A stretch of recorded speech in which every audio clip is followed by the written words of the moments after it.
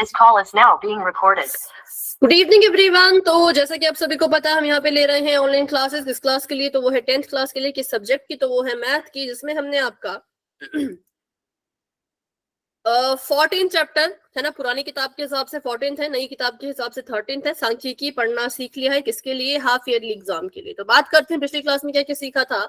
पिछली क्लास में हमने सीखा था कि वर्ग चिन्ह क्या होता है, कैसे निकालते हैं। तो वर्ग चिन्ह निकाला जाता है, ऊपरी वर्ग सीमा में निचली वर्ग सीमा को जोड़ दो और उसको 2 से भाग कर दो। ठीक है, ऐसे जो है वो क्या निकलता है? वर्ग चिन्ह निकलता है। और पिछली क्लास की अगर हम बात करें तो हमने माध्य ज्ञात करने के 3 तरीके होते हैं, लेकिन हमने 2 तरीके सीख लिए थे। पहला है प्रत्यक्ष विधि, दूसरा है कल्पित माध्य विधि। आज जो हम सीखने वाले हैं वो है पग विचलन विधि। लेकिन मैंने आपको इन दोनों विधियों पर आधारित जो है वो होमवर्क के लिए क्वेश्चन दिया था, जो कि किसी ने भी करके दिया ही नहीं। तो जो आपको होमवर्क दिया जाता है, इस बात का ध्यान रखना कि होमवर्क में जो क्वेश्चन है वो पुराने क्वेश्चन पेपर से ही लिया गया है। अपनी मर्जी से मैंने क्वेश्चन नहीं भेजा है, वो पुराने क्वेश्चन पेपर में आया था, इसलिए मैंने आपको वो क्वेश्चन भेजे थे। ठीक है, वो क्या था? वो पुराने क्वेश्चन पेपर में आया था, इसलिए मैंने वो क्वेश्चन आपको भेजे थे। तो उनको प्रैक्टिस करो। उनकी प्रैक्टिस नहीं करोगे तो पेपर भी कैसे कर पाओगे?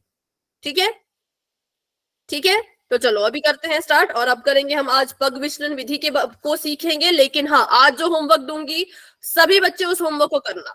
अभी के लिए इसको सॉल्व करते हैं। सबसे पहले देखो, प्रत्यक्ष विधि हमने सीख ली थी, कल्पित माध्य विधि भी सीख ली थी। आज सीखने वाले हैं पग विचलन विधि।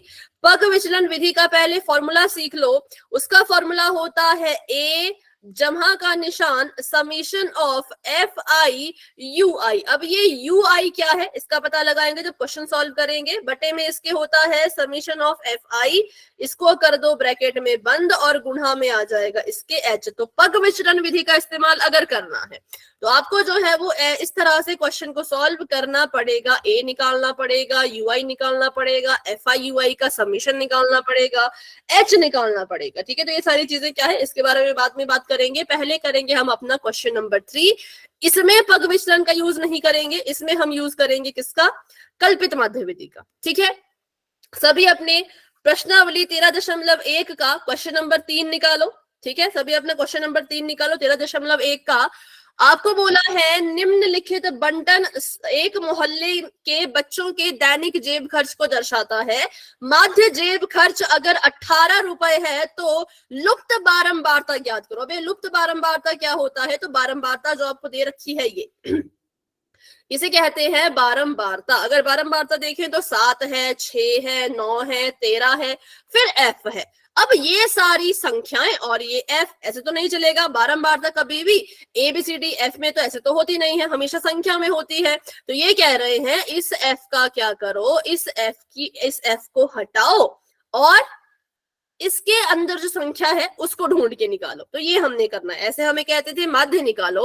अब क्वेश्चन उल्टा है, क्वेश्चन में माध्य दे रखा है, बोला है बारंबारता निकालो। ठीक है, तो चलिए करते हैं इसको सॉल्व। बारंबारता निकालनी है तो टेबल तो बनाना पड़ेगा, टेबल तो बनाना ही पड़ेगा। तो क्योंकि कल्पित माध्य विधि लगा रहे हैं तो कल्पित माध्य विधि में जो जो बनता है वो मैं बनाऊंगी अभी। ठीक है, इस क्वेश्चन को सॉल्व करने के लिए कल्पित का इस्तेमाल ही करना है।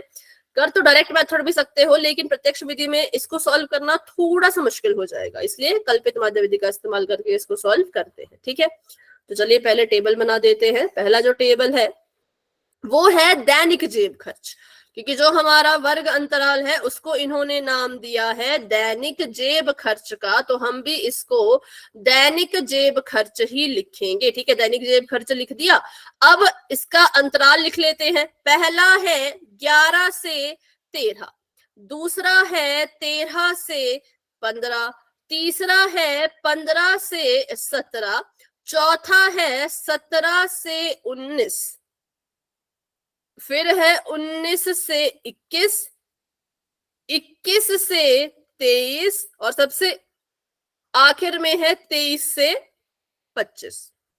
ठीक है, अब अगला हमें दे रखा है बच्चों की संख्या, तो बच्चों की संख्या भी लिख लेते हैं, क्योंकि ऐसे क्वेश्चन आपको आ सकते हैं पेपर में कि भाई लुप्त बारंबारता निकालो। तो इसलिए सभी इसको ध्यान से सीखो। कोई भी क्वेश्चन आएगा जिसमें बारंबारता लुप्त होगी, एक बारंबारता आपको नहीं दी गई होगी, बोला होगा कि निकालो, तो आपने टेबल बनाना है। बिना टेबल के वो सॉल्व होगा ही नहीं। बच्चों की संख्या 11 से 13 देखें तो भाई 7 है, 13 से 15 देखें तो 6 है, 15 से 17 देखें तो 9 है, उसके बाद है 13, उसके बाद है F, उसके बाद है 5 और सबसे आखिर में 4। अब क्योंकि हम माध्य निकाल रहे हैं, माध्य निकालने के लिए जो सबसे पहली चीज निकालनी होती है वो क्या होती है बताओ?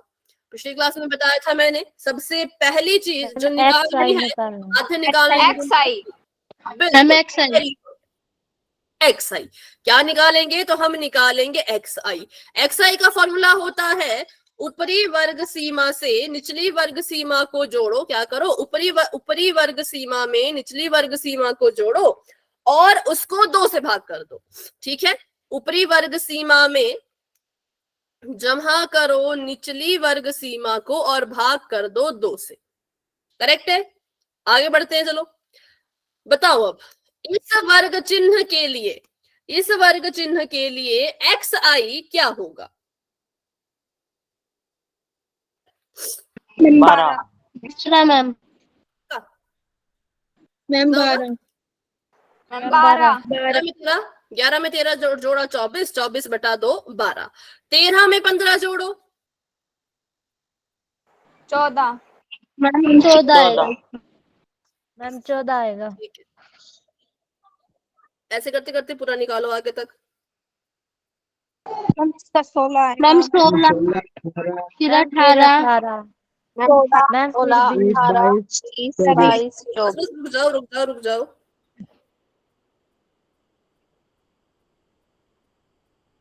एक मिनट।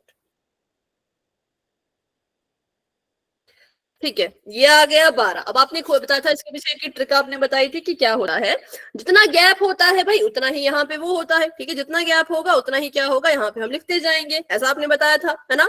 तो उस तरह से करें तो जी हाँ बिल्कुल ठीक वो ट्रिक थी, मैंने ट्राई किया था तो बिल्कुल ठीक था, ऐसा होता है। 15 और 13 के बीच में कितना गैप है, कितना अंतर है 15 और 13 के बीच? 1 का 2 का। अच्छा, 1 का है, 13 के बाद 15 का है, 2 का, 13 14 15 2 सिंपल का। तरीका ये बता दो कि इन दोनों को प्लस करके 2 से डिवाइड कर दें। सिंपल तरीका वो है, पर उससे भी सिंपल ये है कि 12 आ गया ना, 12 आ गया तो अब देखो इनके बीच में कितना अंतर है, इनके बीच में अंतर है 2 का। तो 12 में 2 जोड़ो आ जाएगा 14, 14 में 2 जोड़ो आ जाएगा 16, 16 में 2 जोड़ो आ जाएगा 20, 20 में 2 जोड़ो आ जाएगा 22, 22 में 2 जोड़ो तो अच्छा एक जगह गलत किया, 16 के बाद 18 आएगा। कुछ तो गड़बड़ हुई है। 16 के बाद 18, 18 के बाद 20, 20 के बाद 22 और 22 के बाद 24। तो ये है सबसे सिंपल तरीका अगर देखा जाए तो। ठीक है, इसके लिए ध्यान रखना है कि इनके बीच में कितना अंतर है। अगर इनके बीच का अंतर ठीक निकाल दिया तो आंसर ठीक करोगे, लेकिन अगर यहाँ पे गलत कर दे जैसे अभी किया कि भाई 1 अंतर है, तब तो फिर गलत कर देते, फिर तो आंसर गलत होता। अगर आप यहाँ पे 1 का अंतर लेके चलते, पहले 2 खुद निकाल लिया करो कि पहली 2 संख्याएं क्या आई, ऊपरी वर्ग सीमा में निचली को जोड़ के बटे में 2 करके, पहला आया 12, दूसरा आया 14, फिर इनके बीच में 2-2 का अंतर था तो नीचे को फिर हमने 2-2 का अंतर जो है वो कर दिया। ठीक है, तो ऐसे भी आप इसको जो है वो सॉल्व कर सकते हो। तो ये था हमारा एक्स आई। अब क्या करते हैं, अब निकाल लेते हैं आगे। तो बताओ एक्स आई के बाद क्या निकलेगा? Ma'am D I. बिल्कुल, अरे अभी कहाँ निकलेगा यूआई, पहले डीआई निकलता है। 2 जोड़े हैं क्या? मैम FI XI निकलेगा। मतलब फिर से क्वेश्चन पूछो। मैम आपने किया, इनमें 2 जोड़े हैं क्या आपने? हाँ। मैम डी आई निकलेगा ना? देखो जो ट्रिक है, FI XI निकलेगा। पहले सुन लो, अभी माइक ऑफ रखो। जो ट्रिक है वो कहती है कि इनके बीच में जितने का अंतर है, जैसे 14 में से 12 गए 2, है ना? तो 12 में 2 जोड़ा 14, 14 में 2 जोड़ा 16, 16 में 2 जोड़ा 18, 18 में 2 जोड़ा 20। ये ट्रिक कहती है। लेकिन जो असली तरीका है, अब देखो आपको 2 चीजें तो पहले खुद ही निकालनी पड़ेंगी। तो एक्स आई निकालने के लिए 11 में 13 जोड़ो भाग करो 2 से, 13 में 15 जोड़ो भाग करो 2 से, 15 में 17 जोड़ो भाग करो 2 से, 17 में 19 जोड़ो भाग करो 2 से। ये होता है इसका असली तरीका।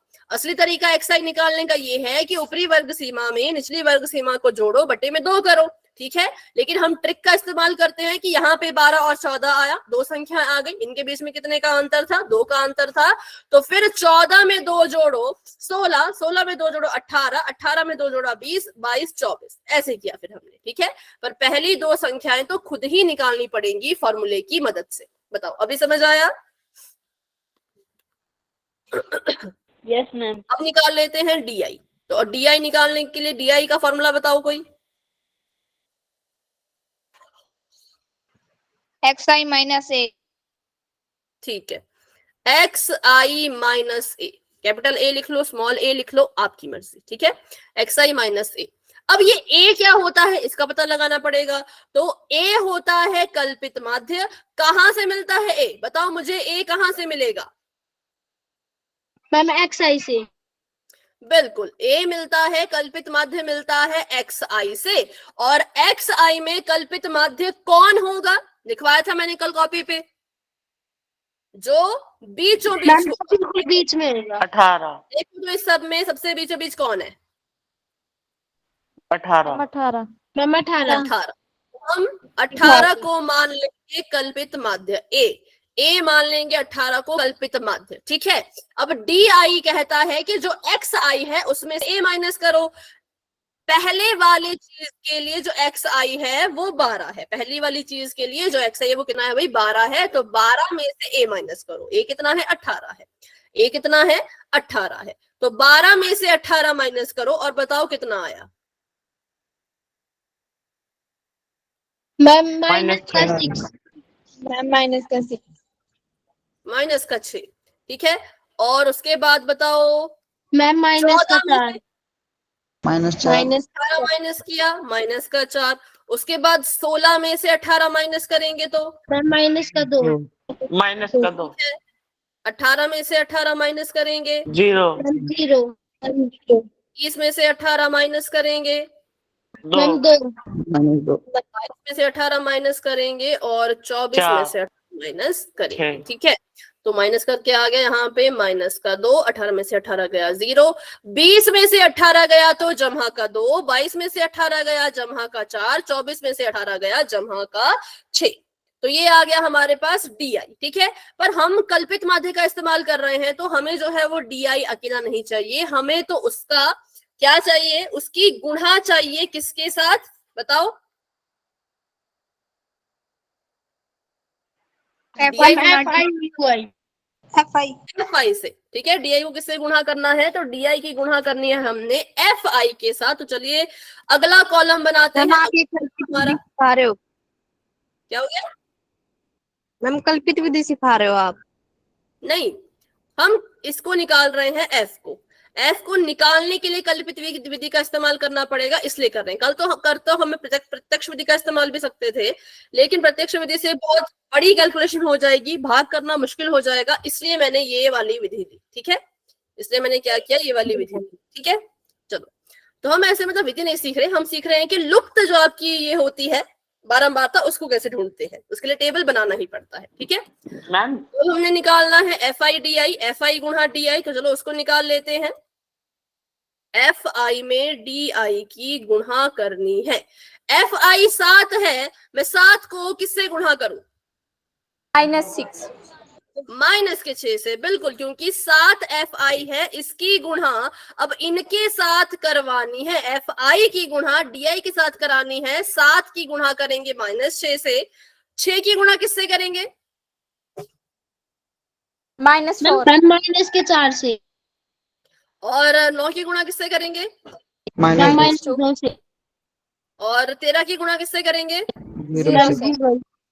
0 ही आएगा। और f की गुणा किससे करेंगे? 2 से। और उसके बाद 5 की गुणा किससे करेंगे? 4 से। 4 से। और उसके बाद 4 की गुणा किससे करेंगे? तो 6 से। से। चलिए गुणा करते हैं और इसका आंसर निकालते हैं। 7 की गुणा 6 से की, 7 छके 42, कैसा? माइनस का। 4 की गुणा 6 से की, 6 छके 24, कैसा? माइनस का। 9 की गुणा 2 से की तो आ गया माइनस का 18, 0 का 0। 2 की गुणा f से की तो आ गया 2f। 5 की गुणा 4 से की तो आ गया 5 चौके 20, 4 की गुणा 6 से की तो आ गया 6 चौके 24। ठीक है, तो ये हमने क्या किया, इनको ऐसे लिख दिया।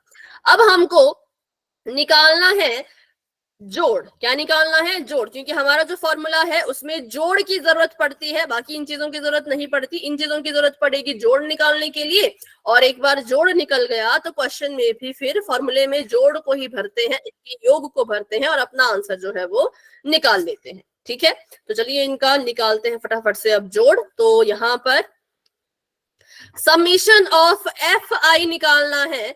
कैसे निकालेंगे, ध्यान से सुनना, क्योंकि यहाँ पर एक चीज है एफ, और एफ किसी के साथ जमा नहीं हो सकता। एफ को जोड़ना चाहोगे तो एफ जमा नहीं हो सकता, एफ ऐसे का ऐसा ही रहता है। तो पहले सारी की सारी संख्याएं जोड़ दो। पहले क्या करो, सिर्फ सारी की सारी संख्याएं जोड़ो। कभी भी आपको ऐसा क्वेश्चन आएगा जहां पे कोई बारंबारता लुप्त होगी, उसकी संख्या नहीं लिखी होगी, उसकी जगह पे एफ लिखा होगा, एक्स लिखा होगा, वाई लिखा होगा, तो क्या करना है, संख्याओं को जोड़ देना है, उस एफ को अभी रहने देना है। तो जब संख्याओं को जोड़ा तो संख्याओं को जोड़ के आ गया था 44, 44। अब इनको जोड़ा और इनको जोड़ा, किसको भूल गए थे, एफ को भूल गए थे। संख्याएं जोड़ दी, किसको भूले थे, एफ को भूले थे। तो अब इस जोड़ में एफ को जमा कर दो, मतलब 44 जमा एफ लिख दो। किस किस को ये चीज क्लियर है, जिसको डाउट है वो दोबारा पूछ सकते हैं। कि इसका जोड़ आएगा 44 जमा एफ, इसका जोड़ आएगा 44 जमा एफ। ठीक है, क्योंकि एफ संख्या नहीं है, संख्या में संख्या ही जुड़ती है। तो मैंने सारी की सारी संख्याएं जोड़ दी, फिर मैंने उसमें जमा एफ लिख दिया, फिर मैंने क्या किया, उसमें जमा एफ लिख दिया। ठीक है, तो इसलिए आ गया ये 44 जमा एफ। तो अब बढ़ते हैं आगे। अब इसका जोड़ तो आसान था, लेकिन ये थोड़ा सा मुश्किल होता है, यहाँ पे बच्चे बहुत गड़बड़ करते हैं। आपको आना चाहिए इसमें प्लस माइनस का कंसेप्ट। ठीक है, माइनस के 42 में माइनस के 24 को मैं क्या करूं, जोड़ूं कि घटा दूं, मैम प्लस। प्लस करेंगे। 2 में 4 जोड़ा 6, 2 4 में 2 जोड़ा 6, कैसा आएगा, 66 कैसा आएगा, प्लस का या माइनस का, माइनस का मैम, माइनस। ठीक है, उसके बाद माइनस का 18 है। माइनस के 66 में माइनस के 18 को क्या करूं, जोड़ दूं या घटा दूं, मैम प्लस कर दो, प्लस करेंगे। प्लस कर दो। 8 6 14, 6 और 1 7 और 1 8 84। प्लस का 84 की माइनस का 84, मैम माइनस का। माइनस का। अब आया था 0, 0 को जोड़ेंगे, प्लस नहीं बेटा, किसने प्लस लिखा है, प्लस नहीं माइनस होगा, क्योंकि देखो 66 बड़ा है ना, 66 माइनस का है तो उत्तर भी माइनस का ही आएगा। 0 को जमा करो, गुणा करो, कुछ सॉरी जमा गुणा करो तो फर्क पड़ता है, जमा करें घटाएं कोई फर्क नहीं पड़ता, तो 0 को नहीं लिखेंगे। अब फिर से आ गया 2f। 2f कोई संख्या नहीं है, f एक इंग्लिश का अल्फाबेट है, ये संख्या नहीं होती। तो अभी के लिए इसको इग्नोर करो। जैसे हमने यहाँ पे f को इग्नोर किया था, बाद में f को जोड़ दिया था, तो वैसे ही अभी के लिए 2f को भी इग्नोर करो। इसको इग्नोर करिए, अगली संख्या क्या है, जमा की 20। जमा के 20 और माइनस के 84 को जोड़ूं या घटाऊं, माइनस, माइनस।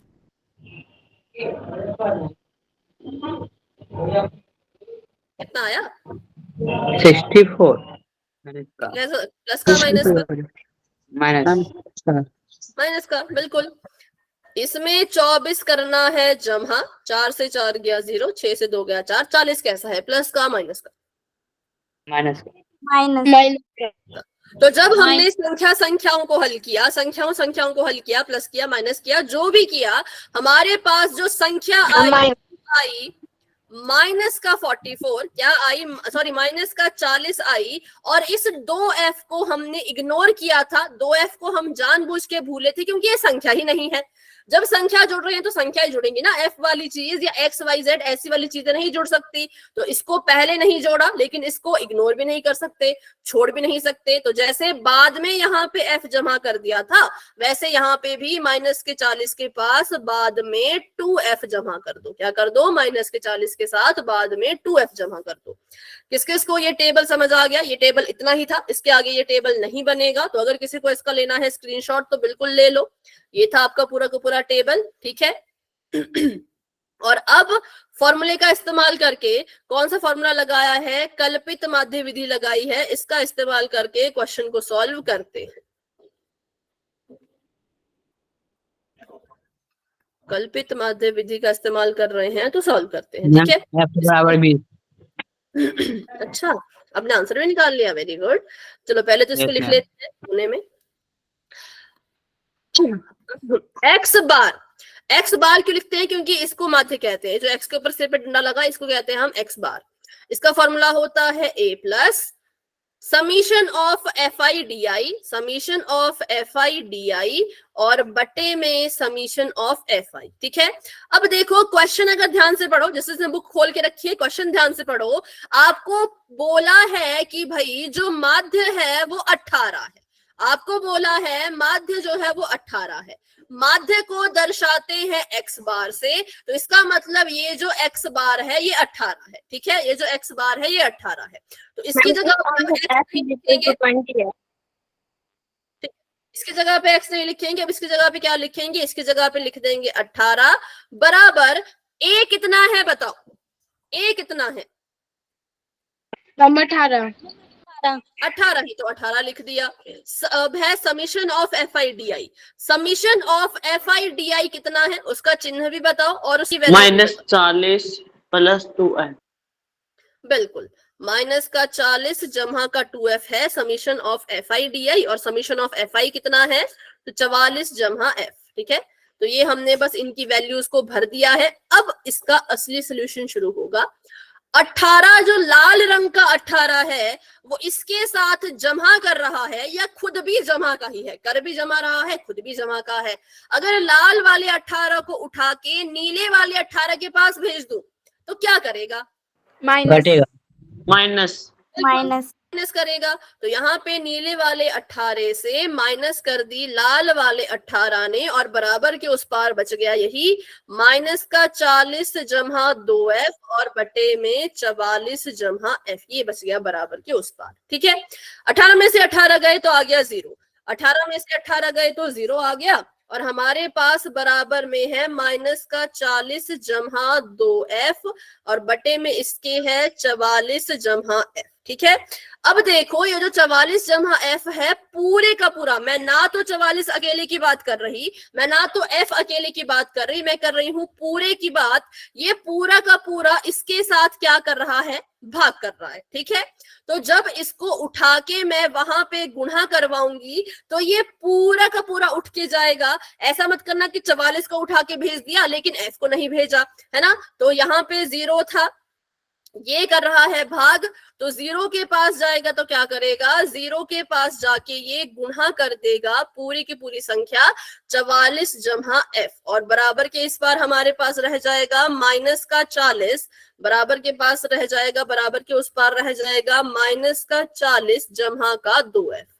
0 अगर किसी के साथ गुणा करता है तो उसको खत्म ही कर देता है, तो वही 0 ने किया, 44 जमा f को पूरा खत्म कर दिया तो बच गया ये 0, और बराबर के उस पार रह गया 40 जमा 2f। अब धीरे धीरे f को अकेला छोड़ो, धीरे धीरे f को अकेला छोड़ो, 40 यहाँ माइनस का है, बराबर के उस पार जाएगा तो जमा का बन जाएगा, तो ये बन गया 40 जमा का, बराबर में रह गया 2f। f के साथ 2 क्या कर रहा है, गुणा कर रहा है, f को अकेला छोड़ेंगे तो 2 क्या करेगा, भाग करेगा, f को अकेला छोड़ेंगे तो 2 वहां जाके करेगा भाग, 2 ने 40 को काट दिया, 20 दूनी 40, और हमें जो है वो f का मान मिल गया 20। मतलब जो बारंबारता लुप्त थी, जो बारंबारता मिसिंग थी, जहां पे इन्होंने f लिख रखा था, असल में वहां पे f नहीं, कितना लिखा जाएगा, 20 लिखा जाएगा, ठीक है। तो यहाँ पे हमने f लिखा है, इधर ये f नहीं है, इसकी वैल्यू हमने निकाल ली है, कितनी है, तो 20 है, कितनी है, 20 है, ठीक है। सभी को क्लियर हो चुका है। f=20 किस विधि से किया, तो कल्पित माध्य विधि से किया, तो हमें इसका आंसर खुद ही मिल गया। मैम तो मैंने बस इस क्वेश्चन में पता कैसे चलेगा? यस मैम, हमारे मैम ने प्रत्यक्ष विधि से करवाया था, परसों टेस्ट भी लिया था, कर लिया था मैम f तो 20 आया ना, देखो जिसमें हमारा आज था टेस्ट में। अच्छा ठीक है, अच्छे से किए फिर question. Yes Yes, ma'am, ma'am. 10 में से 9 आए मैम। मैम हमारा टेस्ट कल होगा। हाँ ठीक है ठीक है, तो बिल्कुल अच्छे से करना अगर ये क्वेश्चन आएगा तो। ठीक है, देखो विधि की चिंता नहीं होती, विधि कोई सी भी लगा लो, मेन होती है कैलकुलेशन। देखो विधि आप जैसी मर्जी लगा लो, टेबल तो बनेगा पहले में भी, दूसरे में भी, तीसरे में भी। मेन होता है कि यहाँ पर आके आप क्या क्या करते हो, इस वाली जगह पे आके क्या क्या करते हो, वो मेन होता है। टेबल तो बन जाएगा, टेबल से जोड़ भी निकाल लोगे, जोड़ निकालने के बाद जब ये वाली चीजें करनी होती हैं, ये इंपॉर्टेंट होती है। यहाँ पे अगर अच्छे से कर लिया तो आंसर मिल जाएगा, यहाँ अगर गड़बड़ कर दी तो फिर आंसर भी मैम निकलने में दिक्कत होती है। बोलो। इसमें पता कैसे चलेगा कौन सी विधि लगेगी? इसमें कोई भी लग जाती है, वही तो बात है कि जो आपके ये क्वेश्चन होते हैं माध्य वाले, इसमें 3 विधियां हैं, जिस मर्जी विधि से कर लो। बस ध्यान रखो कि अगर पहली विधि लगाओगे तो कैलकुलेशन थोड़ी मुश्किल होगी, जो ये वाला पार्ट है ये थोड़ा मुश्किल होगा। अगर कल्पित माध्य विधि लगाओगे तो ये जो कैलकुलेशन है थोड़ी सी आसान होगी, लेकिन अगर पग विचलन विधि लगाओगे तो ये कैलकुलेशन बहुत ही आसान हो जाएगी। ठीक है, ठीक है, बाकी आपकी मर्जी है, जो मर्जी विधि लगाओ, विधि की इसमें कोई दिक्कत वाली बात नहीं होती। किसी भी क्वेश्चन में माध्य निकालने के लिए कोई भी विधि लगा सकते हैं। चलो तो अभी आगे बढ़ते हैं और करते हैं क्वेश्चन। इसको हम करेंगे पग विचलन विधि से, तो बिल्कुल ध्यान से देखना। और इसमें एक और चीज भी सीखेंगे जो आपने हमेशा याद रखनी है, ठीक है, वो बहुत ही इंपॉर्टेंट चीज है। पेपर में अगर क्वेश्चन आएगा तो कोई बताएगा नहीं, आपको खुद ही ये चीज ध्यान में रखनी होगी। क्वेश्चन आपको यहाँ नहीं दिखेगा, क्वेश्चन देखने के लिए अपनी किताब निकालो, किताब में 13.1 का प्रश्न नंबर 5 निकालो। तो प्रश्न नंबर 5 कहता है, किसी फुटकर बाजार में फल विक्रेता पेटियों में रखे आम बेच रहे थे। इन पेटियों में आमों की संख्याएं भिन्न भिन्न थी। पेटियों की संख्या के अनुसार आमों का बंटन किया गया है। तो आप जो है वो आमों की संख्या का माध्य निकालो। ठीक है, तो ये आपको दे रखा था, अब इसमें ट्विस्ट था। सिंपल सा क्वेश्चन था, लेकिन इसमें भी एक क्वेश्चन भी तो है, किसी अस्पताल में एक डॉक्टर द्वारा 30 महिलाओं वाला। उसको क्या हुआ बेटा, उस क्वेश्चन में क्या हुआ? मैम वो क्वेश्चन इससे पहले दिया था ना। हम क्वेश्चन वाइज नहीं कर रहे, हम बस ऐसे कोई भी क्वेश्चन उठा के कर रहे हैं। ठीक है, उस क्वेश्चन को आप ट्राई करना जो आप कह रहे हो महिला वाला। डाउट होगा, उसको सॉल्व करने में दिक्कत आएगी तो अगली क्लास में पूछ लेना। ऐसे करेंगे, सारे क्वेश्चन नहीं करेंगे हम, करेंगे। ठीक है, बस तरीका सीख रहे हैं। तो ये क्वेश्चन थोड़ा सा अलग था, इसलिए मैंने ये लिया है। तो सबसे पहले तो आपको लिखा है आमों की संख्या, तो हमने लिख दिया आमों की संख्या। ठीक है, अब लिखेंगे हम यहाँ पे वर्ग अंतराल। वर्ग अंतराल लिखा जो कि शुरू हुआ 50 पर, खत्म हुआ 52 पर। ठीक है, पहला वर्ग अंतराल लिखा जो 50 पे शुरू हुआ, 52 पर खत्म हुआ। दूसरा वर्ग अंतराल देखा तो 53 से 53 से स्टार्ट हुआ और 55 तक गया। तीसरा वर्ग अंतराल देखा तो 56 से शुरू हुआ और 58 तक गया। चौथा देखा तो 59 से शुरू हुआ, 61 तक गया। और आखिरी देखा तो 62 से शुरू हुआ और 64 तक गया। अब हमने देखा पर कुछ अलग सा दिखा, क्या अलग दिख रहा है बताओ? मैम इसमें संख्या अलग अलग गिरी। बिल्कुल, इसमें जो आपके वर्ग अंतराल है इनकी जो संख्याएं हैं वो अलग हैं। कैसे अलग हैं तो देखेंगे अभी। ठीक है, कैसे अलग है वो देखेंगे, क्योंकि होता क्या है, अगर कोई वर्ग अंतराल है मान लो 0 से 10, तो वो शुरू होना चाहिए 10 से, मतलब सतत होना चाहिए, कॉन्टिन्यूस होना चाहिए। असतत होगा, कॉन्टिन्यूस नहीं होगा, तो फिर आपको वर्ग अंतराल बदलना पड़ता है। 20 से 30, 30 से 40। वर्ग अंतराल ऐसा होना चाहिए कि जो इसकी ऊपरी सीमा है वो अगले वाले की निचली सीमा हो, जो इसकी ऊपरी सीमा है वो अगले वाले की निचली सीमा हो, जो इसकी ऊपरी सीमा है वो अगले वाले के लिए निचली सीमा हो। तो ऐसा होना चाहिए वर्ग अंतराल। अगर पीछे देखोगे तो पीछे तो ऐसा ही था, है ना। पीछे कैसा था, पीछे तो ऐसा ही था कि 11 से 13, फिर 13 यहाँ आया, 15 से 17, फिर 17 यहाँ आया, 17 से 19। तो ये बिल्कुल ठीक था। ऐसा क्वेश्चन होगा तो करेक्ट है, सीधा सॉल्व करना है। लेकिन अगर क्वेश्चन ऐसा नहीं हुआ, इसकी तरह हुआ कि वर्ग अंतराल जो है वो बराबर नहीं था, गैप था इनके बीच में, तब फिर दिक्कत आती है। अब इसका मतलब हमें यहाँ पर वर्ग अंतराल चेंज करना पड़ेगा। क्या करना पड़ेगा? वर्ग अंतराल चेंज करना पड़ेगा। वर्ग अंतराल चेंज करने के लिए नियम कह सकते हैं, ठीक है। नियम होता है कि पहले जो आपका निम्न वर्ग सीमा है, जो निचली वर्ग सीमा है, उसमें से 0.5 को घटाएंगे और जो ऊपरी वर्ग सीमा है उसमें 0.5 को जोड़ते चले जाएंगे। सभी के साथ करना है ऐसा, सभी के साथ, ठीक है। जैसे कि ये है तो 50 क्या है? निम्न वर्ग सीमा है, तो 50 में 0.5 को घटाना पड़ेगा और 52 ऊपरी वर्ग सीमा है तो 52 में 0.5 को जोड़ना पड़ेगा, ठीक है। लिख लो इसको, कॉपी पे लिख लो, नहीं तो कि अगर वर्ग अंतराल सतत ना हो, ऐसा ना हो कि ऊपर वाले की ऊपरी सीमा नीचे के लिए निम्न सीमा का काम कर रही है, तो आप क्या करोगे? जो निम्न वर्ग सीमा है या जो निचली वर्ग सीमा है, मैं बस निचली लिख रही हूँ, वर्ग सीमा खुद लिख लेना, निचली में से माइनस करो 0.5 और ऊपरी वर्ग सीमा में जोड़ दो 0.5, ठीक है।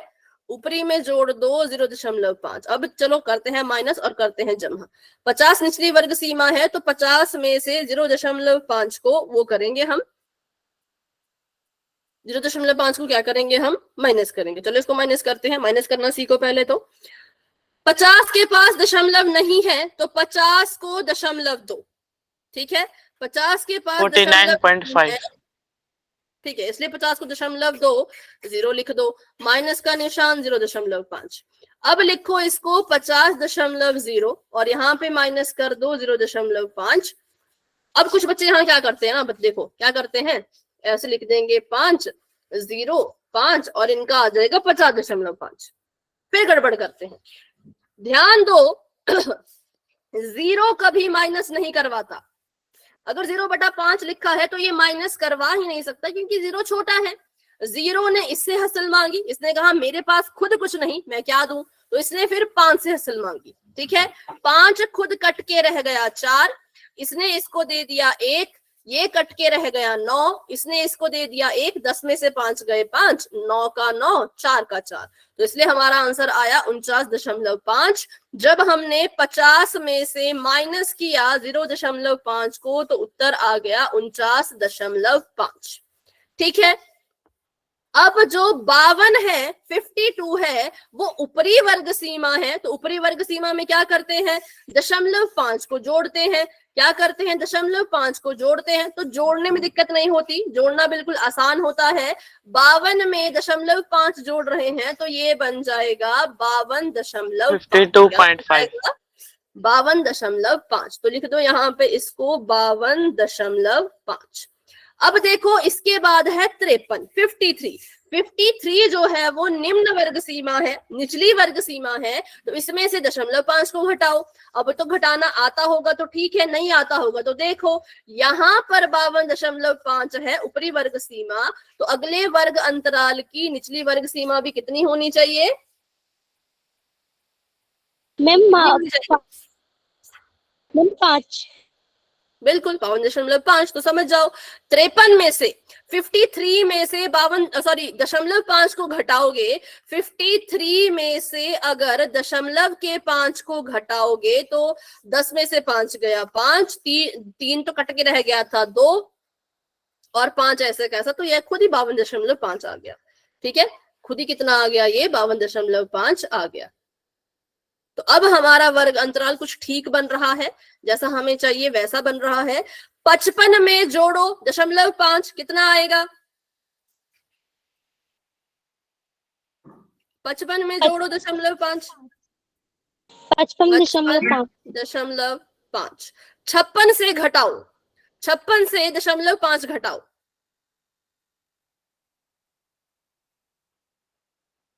कितना आएगा?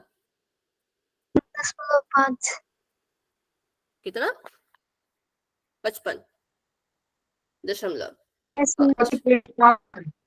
58 में जोड़ो तो आ जाएगा 58.5, 59 से घटाओ तो आ जाएगा 58.5, 61 में जोड़ो तो 61.5, 62 से घटाओ तब भी 61.5 और ये 64.5। तो हमने अब नया वर्ग अंतराल बनाया। अब हम इस वर्ग अंतराल का इस्तेमाल करेंगे। जो भी करना होता है वर्ग अंतराल की मदद से तो नए वाले की मदद से करेंगे, पुराने वाले की मदद से नहीं करेंगे। अब लिख लेते हैं एफ आई मतलब बारंबारता, जो हमें क्वेश्चन में दे रखी है पेटियों की संख्या।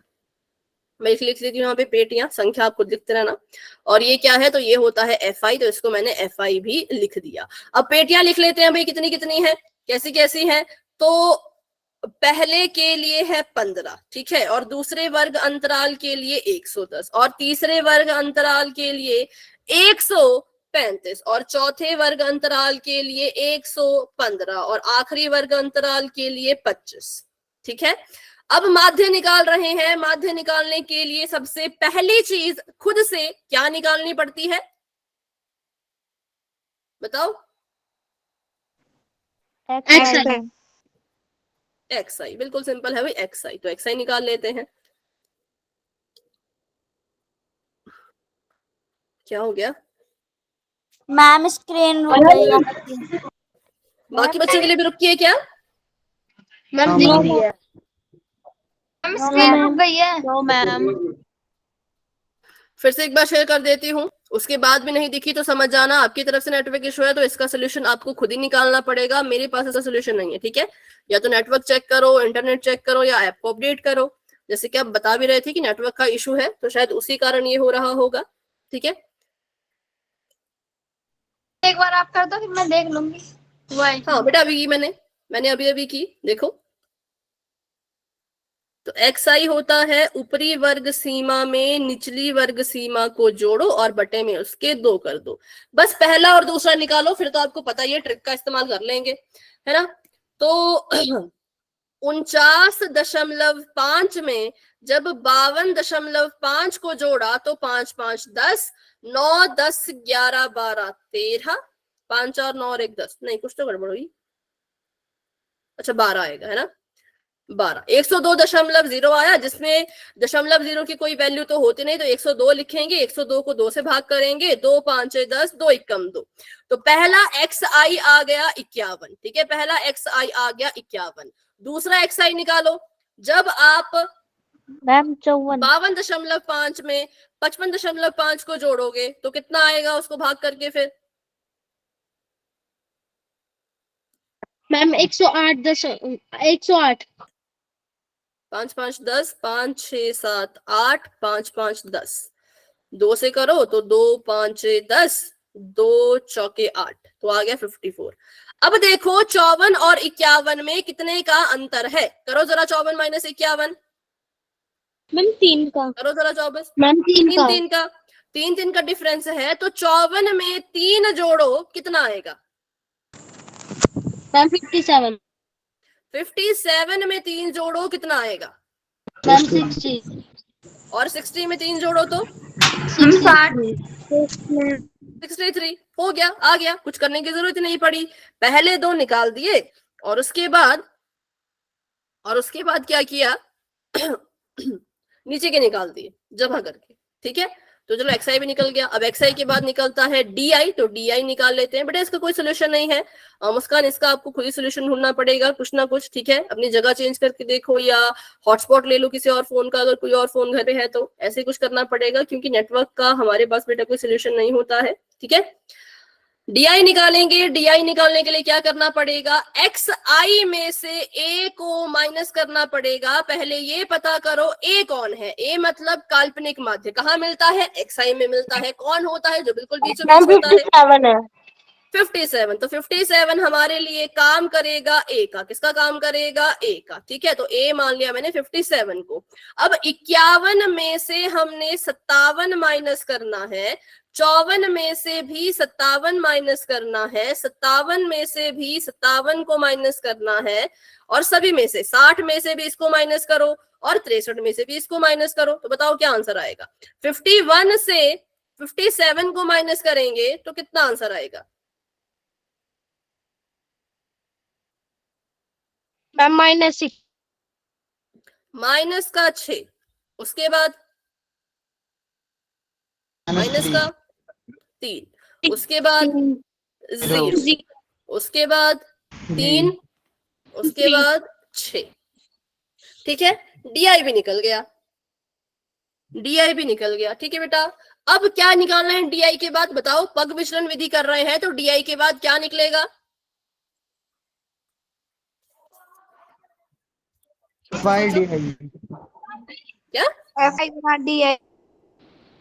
पग विचलन विधि कर रहे हैं? पग विचलन में नहीं चलता DI। FI तो ये है, मैम DI तो ये निकाल लिया है। UI। UI बिल्कुल, अब UI। निकालेंगे हम UI, क्योंकि फॉर्मूले में UI है ना, तो UI निकालेंगे। अच्छा, किसी को याद है UI का फॉर्मूला? UI कैसे निकालोगे? सिग्मा FI वो बटे में मैं मुझे आपकी आवाज नहीं आ रही। अपॉन सिग्मा FI इंटू नहीं। H। गलत बोल रहे हो, गलत बोल रहे हो। जिसको वॉइस नहीं, एक बार बेटा क्लास को लेफ्ट करके दोबारा ज्वाइन करो। जिसको आवाज नहीं आ रही है क्लास को लेफ्ट करके दोबारा ज्वाइन करो। गलत बोल रहे हो भाई। देखो, XI निकलता है वर्ग अंतराल से, ध्यान से सुनो, ठीक है। XI निकलता है वर्ग अंतराल से। DI निकलता है XI से, A माइनस कर दो तो DI निकल जाएगा। DI निकलेगा XI से तो, और UI निकलेगा DI से। UI कहां से निकलेगा? DI से। DI में ऐसा क्या करें कि UI निकल जाए? तो फॉर्मूला लिखो। UI का फॉर्मूला होता है DI बटा H की, जो आपका DI है उसको भाग करो H से। अब आप बोलोगे ये H क्या है ना? H क्या होता है? तो बिल्कुल सिंपल है, H का मतलब होता है वर्ग सीमा। H का मतलब क्या होता है? वर्ग सीमा। अब ये वर्ग सीमा क्या होती है? तो बिल्कुल ध्यान से सुनना और अपनी कॉपी पे लिखना। H की जरूरत पड़ेगी हमें, आगे भी पड़ेगी, बहुलक और माध्यक में भी पड़ेगी। H होता है वर्ग सीमा। वर्ग सीमा कैसे निकलती है? जब आप ऊपरी वर्ग सीमा से निचली वर्ग सीमा को माइनस कर दो, ऊपरी वर्ग सीमा से निचली वर्ग सीमा को माइनस कर दो तो आपका H निकल जाता है। ठीक है, H निकल जाता है। तो बताओ इस क्वेश्चन के लिए H कितना है? अब यूज करना है यही वाला वर्ग अंतराल, लाल रंग वाला नहीं, नीले रंग वाला वर्ग अंतराल का यूज करो और बताओ इनके बीच में कितने कितने का अंतर है, वही हमारे लिए H होगा। मैम 3 का, बिल्कुल माइक ऑफ कर दो। तो H हमारे लिए कितना हुआ? H हो गया हमारे लिए 3 के बराबर, क्योंकि जो हमारे वर्ग अंतराल है इनके बीच में 3 का अंतर है। कितने कितने का अंतर है? 3 का। नहीं विश्वास तो चेक कर लो। 52.5 से अगर मैं 49.5 को माइनस कर दूं, 5 में से 5 गया 0, 2 में से 9 तो हट नहीं सकता, तो 2 ने इससे हसल मांगी, ये बच गया 4, ये बन गया 12, 9 10 11 12, 3 यहाँ पे क्रॉस आ गया 3.0, 3.0 है। 3 के बाद दशमलव, दशमलव के बाद 0 है, जिसकी कोई वैल्यू तो होती नहीं, तो इसको हम 3 लिख सकते हैं अकेला। तो इसलिए H जो है वो 3 के बराबर आया। H कितने के बराबर आया? 3 के बराबर। ठीक है, तो इसका मतलब H हमें मिल गया। अब अपने DI को H से भाग करो, मतलब जो माइनस का 6 अभी निकाला है इसको 3 से भाग करो और बताओ कितना आएगा? मैम -2 बटा 1। -2। 1 लिखने की जरूरत नहीं है, सीधे -2 लिखो। माइनस के 3 को भाग करोगे 3 से तो कितना आएगा? मैम -1। माइनस का 1, अच्छा -3 आएगा, माइनस का 1 आएगा ना, 3 एकम 3।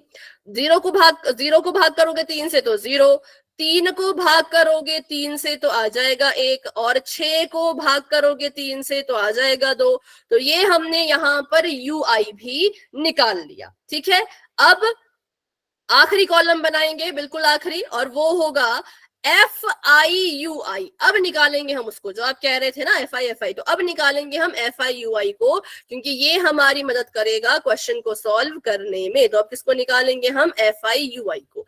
FI आपके ये है, ठीक है, और UI आपके ये है, बिल्कुल छोटे छोटे, 2 1 2 1 ये है आपकी यूआई। तो इससे क्या हुआ, इस फॉर्मूले से गुणा करने के लिए संख्याएं इतनी छोटी बन गई, इतनी छोटी बन गई कि खुद देखो, अगर आप प्रत्यक्ष विधि लगाते तो आपको 15 गुणा 51, 110 गुणा 54, 135 गुणा 57, 115 गुणा 60 ये करना पड़ता प्रत्यक्ष विधि में। अगर आप लगाते क्या कहते हैं कल्पित माध्य विधि तो आपको करना पड़ता 15 गुणा 6, 110 गुणा 3, 115 गुणा 3, 25 गुणा 6। लेकिन अब क्योंकि पग विचलन विधि लगा रहे हैं तो हम निकालेंगे एफ आई गुणा यू आई, क्योंकि इसमें यू आई काम आता है, तो एफ आई गुणा यू आई। तो अब 15 की गुणा करो -2 से, देखो संख्याएं कितनी छोटी हो गई, पहले थी 51, फिर हुई -6, फिर हुई -2, तो कितना आसान हो जाएगा हमारे लिए कैलकुलेशन करना, क्वेश्चन को सॉल्व करना कितना इजी हो जाएगा। इसलिए जो है वो पग विचलन विधि लगाना बेस्ट होता है। ठीक है, 15 2 से गुणा करेगा तो -30 आएगा, 15 दूनी 30 होता है, -30, 110 -1 से गुणा करेगा तो -110, 135 0 से गुणा करेगा तो 0, 115 1 से गुणा करेगा तो 115, और 25 2 से गुणा करेगा तो आ जाएगा 50। अब करते हैं इसको सॉल्व। अब हमने निकालना है जोड़ किसका, एफ आई यू आई का और एफ आई का। ठीक है, एफ आई यू आई का और एफ आई का हमने जोड़ निकालना है, क्योंकि जोड़ के बिना तो क्वेश्चन है ही नहीं, जोड़ निकालना सबसे जरूरी है। उसी को कहते हैं समीशन, उसी को तो हम समीशन कहते हैं, उसी को तो फिर हम अपने फॉर्मूले में डालते हैं। तो अगर हम एफ आई का जोड़ निकालें तो हमने पहले निकाल लिया था, ये आया था कुछ 400 के बराबर। ठीक है, ये आया था 400 के बराबर। अब निकालते हैं एफ आई यू आई का जोड़, -30 में -110 को जोड़ूं या घटाऊं? मैम प्लस होएगा, प्लस 0 4 1 140 -140, -140 में 115 जोड़ूं या घटाऊं? मैम माइनस, माइनस 10 में से 5 गया 5, ये बच गया 3, 3 में से 1 गया 2, प्लस का माइनस का? मैम माइनस, माइनस का, माइनस का। माइनस के 25 में 50 को जोड़ूं या घटा दूं? माइनस, आ गया 25, कैसा, प्लस का माइनस का? माइनस, प्लस का। 50 बड़ा है ना, 50 के बाद जमा का निशान, तो 25 के बाद भी जमा का निशान आएगा, तो इसको जोड़ के आया 25, है ना, इसको जोड़ के आया 25। तो भाई यहाँ पे आपको ध्यान रखना पड़ेगा बिल्कुल, प्लस माइनस के कंसेप्ट का, कैसा निशान आए, क्या करें, कैसे करें, वो सब कुछ आपको ध्यान में रखना पड़ेगा। ठीक है, तो चलो अब लगाते हैं फॉर्मूला और करते हैं इस क्वेश्चन को सॉल्व। तो फॉर्मूला कहता है कि जो आपका x बार है वो बराबर है a जमा summation of F I U I. ठीक है, summation of F I U I बटे में इसके समीशन ऑफ एफ आई और गुणा में इसके h। गुणा में कितना, तो गुणा में इसके h। a की जगह पे क्या लिखूं,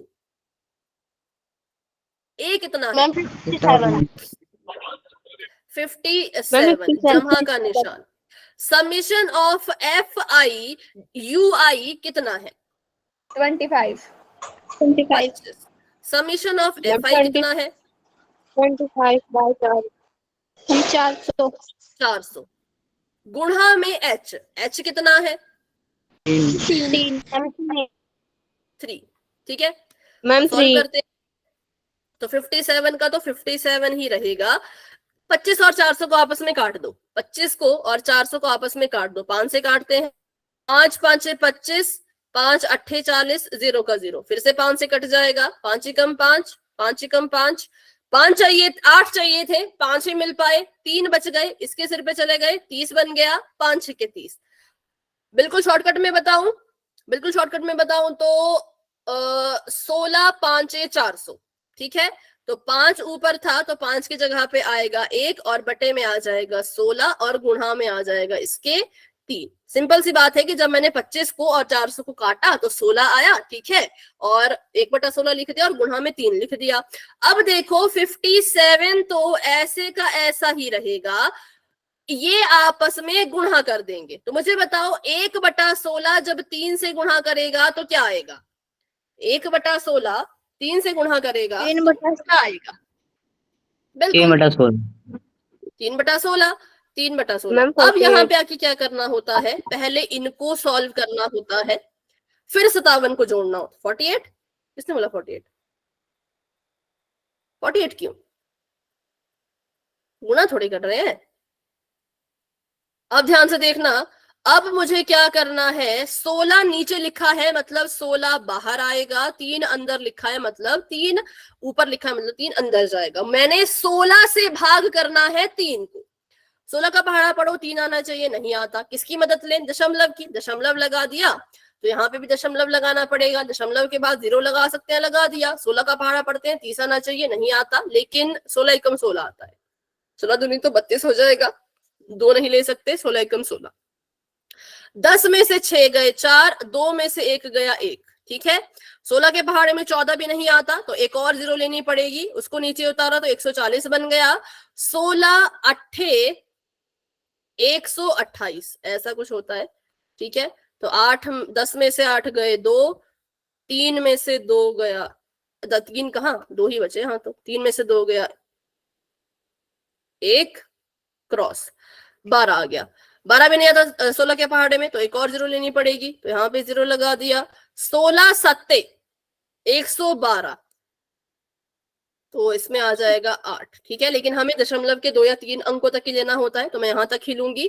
तो जब हमने इसको भाग किया तो भाग करके जो ये आपका 3/16 था, भाग करके जो ये आपका 3/16 था, ये क्या बन गया, ये बन गया 0.187। क्या बन गया? 0.187। अब हमने इनको जोड़ना है, तो हमने देखा 57 के पास तो दशमलव नहीं है, तो हमने क्या किया, 57 लिखा और 57 को अपनी मर्जी से दशमलव दिया, 57 को अपनी मर्जी का दशमलव दिया, लिख दिया 0, जमा का निशान 0.187। अब इसको जोड़ देते हैं, ठीक है। अब इसको जोड़ेंगे जब, तो जोड़ देते हैं 0.244 कितना, ठीक है, इसको जोड़ देते हैं अभी 244 आएगा नहीं, 16 दूनी 32 होता है भाई, 2 तो आ ही नहीं सकता।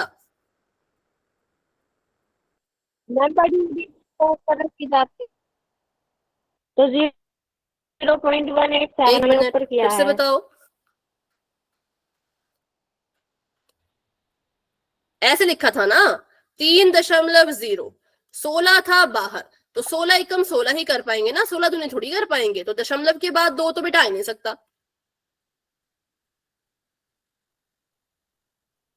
ठीक है। मैम जो ये नीचे 5.7.0 है ना, मैंने ये वाला प्लस किया, उन दोनों को प्लस करके मेरा जब आया आंसर 0.244। नहीं, गलत है। आप चाहे ऊपर रखो चाहे नीचे रखो, उससे फर्क नहीं पड़ता। चलो आपकी तरह कर लेते हैं जो आप बोल रहे हो। तो अगर हम ऐसे लिखते 0.187, दशमलव के नीचे दशमलव आना चाहिए, इस बात को मत भूलो, दशमलव के नीचे दशमलव आना चाहिए, तो दशमलव यहां लिखेंगे।